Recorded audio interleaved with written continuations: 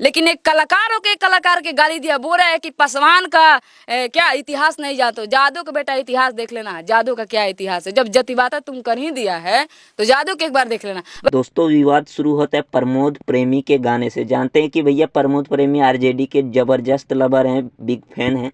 तो लालू यादव और तेजस्वी यादव के हित में गाना बनाए थे। तो वहीं दूसरी तरफ चिराग पासवान को खराब लगा और उसके पार्टी ने बहुत ही खराब गाना गाया है, जो कि सुनने लायक भी नहीं है। उसके बाद भी क्या बोले हैं सुन लीजिए प्रिया जी। जो पसवान कर रहे हो ना, सब आपका नस ढीला हो जाएगा। लेकिन ये हमारे सरकार तेजस्वी जी को गाली दिए हैं तो हम लोग कैसे चुप रहेंगे?